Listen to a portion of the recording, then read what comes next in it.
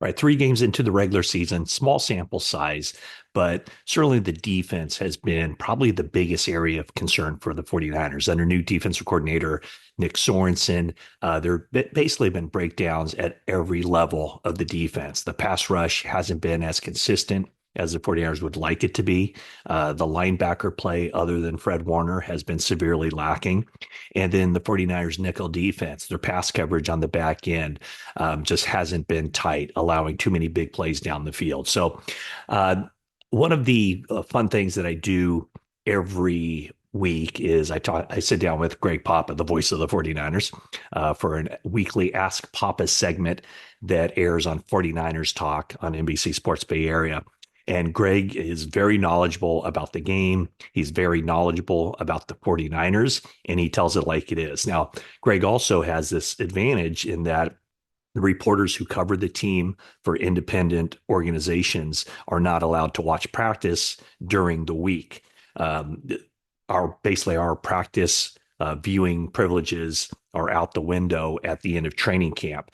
And that's just because, teams are putting in game plan specific stuff. So obviously the fewer people who are privy to what the 49ers plan on doing that Sunday, that's the way the 49ers want to keep it. And teams around the league keep it that way too. But Greg Papa, as the radio play-by-play guy for the 49ers and, basically a team employee, is able to watch so that whenever he delivers the radio call, he has an understanding of what the 49ers are trying to do. So one of the one of the great things that he does, like I said, is he's very honest and he knows the game very well. And so check out my entire interview with Greg, or our conversation that aired on 49ers Talk. But I just wanted to hit on a couple of the key points about some of the new players coming to the team and how they're fitting in, and how Nick Sorensen kind of has to figure out how to use them. So I'm going to get to that. But first off, I also want to say that yesterday I said, hey, let's get up to 6,000 subscribers by the end of the day. You guys exceeded that. So thank you so much for subscribing to my YouTube channel here. And also, yesterday morning, I talked about the NFL Films Presents of the 49ers Quarterback Roundtable that aired on Fox Sports 1. I happened to see it. They did a great job of putting that together. It's a half-hour show that features Brock Purdy, Steve Young, Jeff Garcia, and Alex Smith. So a very fun conversation, and NFL Films did a wonderful job with that. Okay, so now on to what Greg Papa had to say that really kind of caught my eye. And these are guys that the 49ers went out in free agency to bring in to add something to that defense. And I would say right now, the jury is still out on all these guys. Let's start off with Leonard Floyd. And the thing that Greg Papa said is that Leonard Floyd is best used as a rotational pass rusher. In other words, a situational pass rusher, not an every down guy. That's the way the Buffalo Bills used him last year. And he had 10 and a half sacks and 19 quarterback hits through 3 games. Leonard Floyd, only 1 sack and only 1 quarterback hit. So what Greg Papa believes is that Yetur Gross-Matos is a better choice for the 49ers in their base defense. So basically in the base defense, it's going to be, Nick Bosa on one side. Papa believes it's Gross-Matos on the other side is the best situation. And with Javon Hargrave out, the inside guys, Malik Collins and Jordan Elliott. So that's on base downs. And then he believes that Collins should stay in nickel situations to rush the passer. And then Gross-Matos moves from inside to defensive tackle. And then Leonard Floyd can come out and rush the passer. This last game, Nick Bosa played every snap. The 49ers have to get somebody in there from time to time. I think Bosa wore down. There is a situation of diminishing returns for Nick Bosa. Yes, he's a great player. And I know some people are wondering, why aren't his numbers up there that high? He does have 2 sacks in 3 games. I don't think Nick Bosa is somebody you have to worry about from a preparation standpoint, from a production standpoint. His numbers will come, but I do believe that the more you play him, maybe the less effective he gets later in the games. But I think you could say that about any defensive tackle or defensive lineman in the NFL. So, the one area where Hargrave, I think having him on injured reserve, like he's going to be going season-ending triceps surgery. He is good at rushing the passer, and he did have the sack last week against Matthew Stafford. This guy that had 7 sacks last year for the 49ers, maybe a little bit of a quiet 7 sacks, but he showed his ability to rush the passer in his years with the Eagles. So Collins is a guy the 49ers traded for from the Houston Texans. He had 5 sacks last season. He's going to have an opportunity to up those numbers this year with the 49ers, and also Gross Matos. Never been a big quarterback pressure guy, but he did have a career high 4.5 sacks last year in 12 games with Carolina. They're going to need more production from him. The other area behind the defensive line, the linebackers, Devondre Campbell.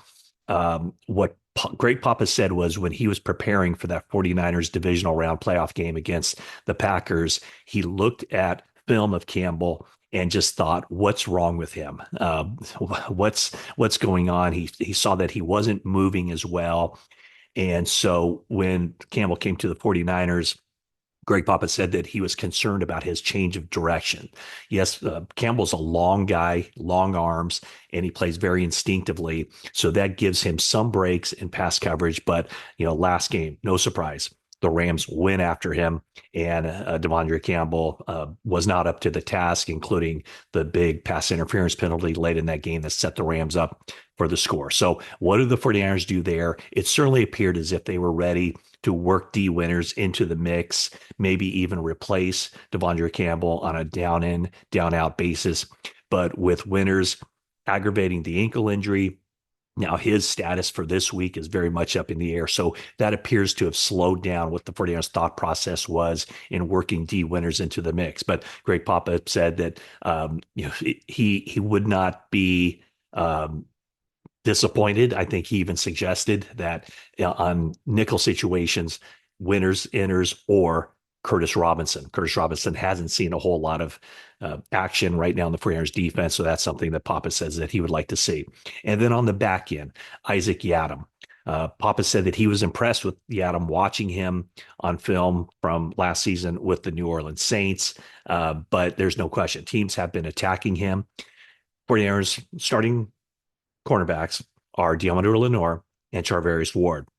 When the 49ers go to their nickel defense, 5 defensive backs, Lenoir slides inside and covers the slot receiver, and then Yiadom comes in on the outside. And last year, according to Pro Football Focus, the stats for Yiadom, he was targeted 44 times while a member of the New Orleans Saints. He gave up 22 receptions for 289 yards. Now, compare that to what the 49ers did last year for a lot of the season was Ambry Thomas was in that role. He was targeted a lot, and he gave up a lot. 46 completions on Ambry Thomas last year, again, according to PFF, for 46 completions on 65 attempts for 460 yards. So the 49ers believed that they were improving that position. It hasn't quite worked out yet. So we'll see if Isaac Yiadom can turn this thing around, or if the 49ers feel like they need to go with somebody else, perhaps Renardo Green, second-round draft pick from Florida State. He will eventually, I think, get an opportunity if this happens, or if this continues down the road that it's going. Another observation from Papa was that Charvarius Ward just wasn't healthy in this game against the Rams. He was listed on the injury report with the knee and hamstring issues, but Ward told Papa before the game that it was actually his groin. And according to Papa, his observation was that he just wasn't running well. He wasn't moving like himself. And Charvarius Ward gave up that long pass late in the game that led to the tying touchdown, Tutu Atwell, 50 yards. It appeared to be more on Ward. Hufanga tried to get over there to help break that thing up, but he wasn't able to get there.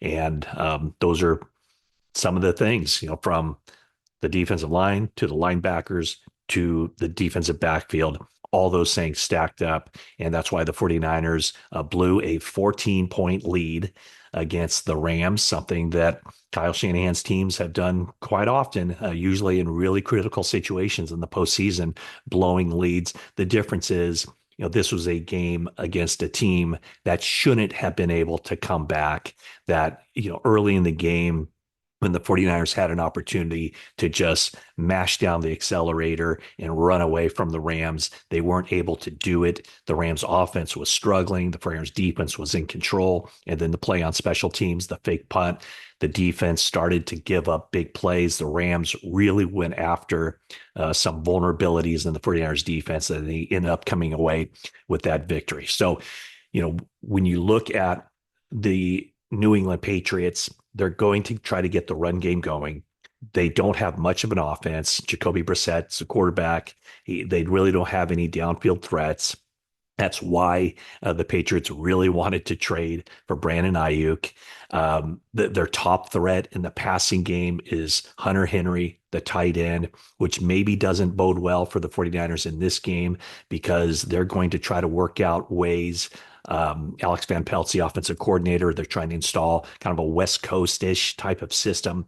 They're going to try to find ways to get Hunter Henry singled up against Devondre Campbell. That's an area that they're going to try to exploit. So that's it for now. I'll check back in later in the day. Brock Purdy speaks to the media on Thursday, and I'll probably have a very Brock Purdy-centric video later in the day, kind of breaking down what he has to say about where the 49ers offense is right now. But in the meantime, again, thank you for subscribing.